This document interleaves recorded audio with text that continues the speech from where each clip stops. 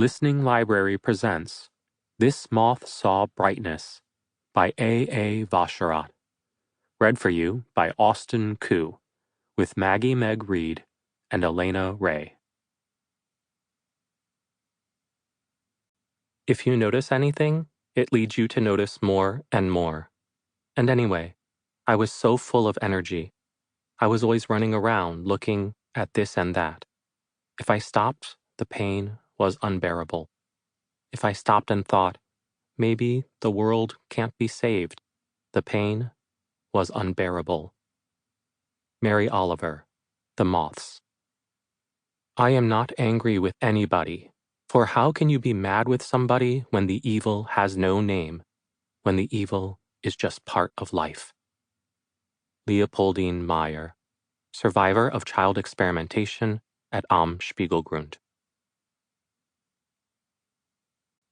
Redacted. Memorandum for the record. Draft redacted. Subject: Project redacted. Subproject 6.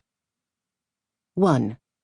Subproject 6 is being set up as a means to continue the present work in the general field of redacted at redacted until March 28, 20 redacted.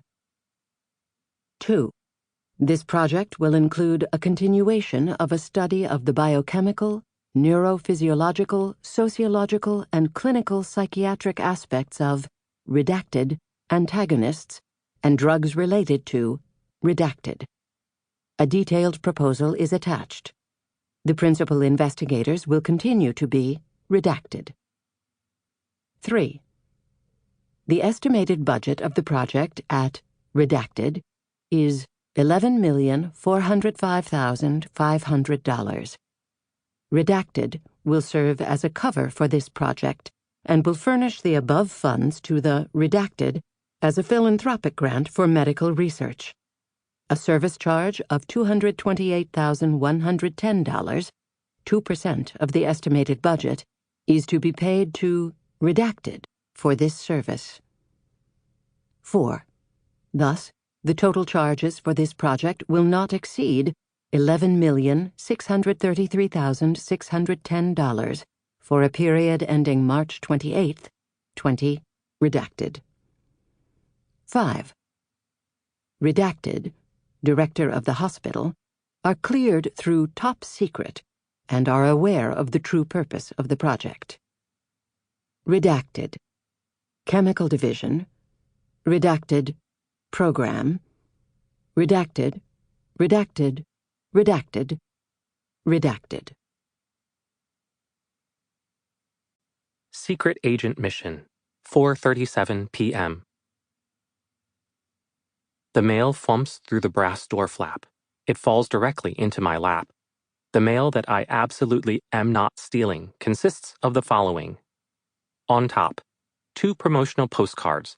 The first is the weekly 20% off any drink coupon from the Tiki Bar, actually a cafe, inside the recently and remalled Marley Station Shopping and Experience Center. Kermit says the coupons are part of a marketing push targeted at high school students to persuade us to spend our free time inside their rectangular corporate utopia. The second has a coupon code for the Selfie Theme Park and Experience Simulator that recently opened outside downtown Baltimore. I pocket the code. You never know when you're going to need salvation of your future self through the now trademark. Below that, a certified letter with a holographic seal of Johns Hopkins University in the return address corner. It's addressed to me. Sort of. Attention, Mr. D. Wayne Lay, it says. The invisible D in Dwayne is not only visible on the envelope, but also slightly out of line, as though someone intentionally added it after the fact. Urgent is stamped diagonally down the right side. Open immediately is stamped down the left. Spam, clearly. Or part of one of Kermit's elaborate pranks. A cardboard box meant for recycling lives by the front door. My father is of the convenience equals art mindset as far as interior design goes. I use the box. On the bottom, what I've been sitting by the door waiting for. The reason I've been tiptoeing around the house in my spy socks for the last hour, which are the same as my regular socks but pink, sent due to company error. I kept them because Olive begged me to, and now I like them. They remind me of the soft pads on a big cat's toes, what Olive calls squinkleberries. Pink socks, panther squinkleberries, maximum stealth. The envelope is from Glenville High School. It is addressed to my father. I open it immediately. Numerical precision. My father works from home. His schedule is precise and, mostly, unwavering. As of the last day of summer vacation, which was the last day I was home to witness his entire weekday structure, his schedule was the following.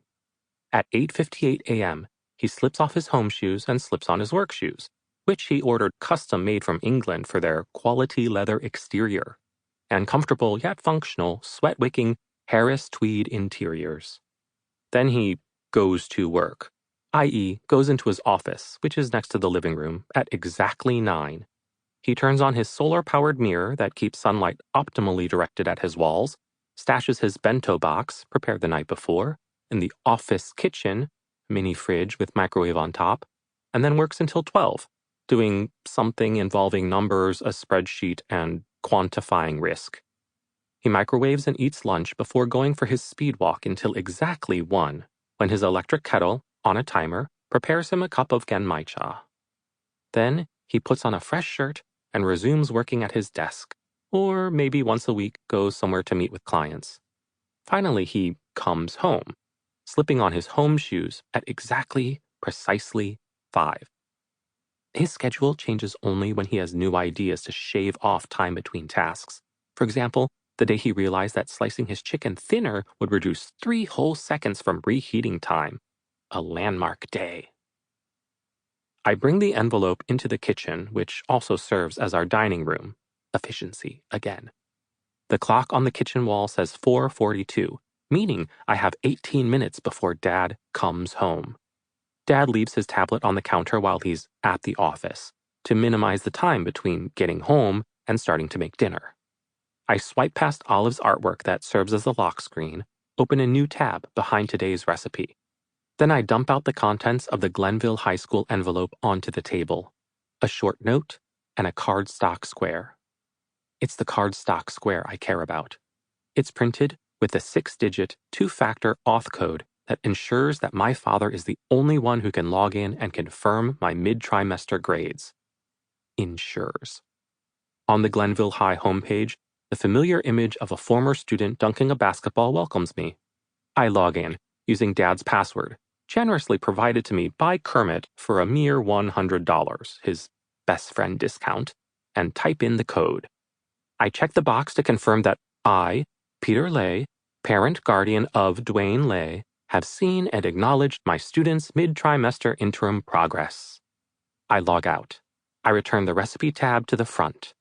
4:48. Master Spy am I. DNS face. Yes, I know Dad is going to see my grades eventually. The thing is, though, Dad makes faces. An introductory glossary. ODC. Olive did cute. Dad ODCs whenever Olive is around. Can't blame him. Everything she does is unnervingly likable. Everything. Like doing math homework. When she figures out an answer, she pops up her index finger an inch like she's raising her hand for herself before writing the answer down. IKB. I know better. Inevitably followed by a lengthy explanation of exactly what he knows better, how, and why. DNS. Disappointed, not surprised. The worst of all faces. Dad DNSs every time he looks at anything related to my school records. Also in regard to many other things I do. And all the things I don't do. Every school report Dad doesn't have to look at is another day he can thrive in his carefully crafted paradise of maximized, risk-averse numbers. The slippery slope of dirty pants. A door clicks shut somewhere in the house. The clock reads 4:49. Tiny arms drape around me and squeeze.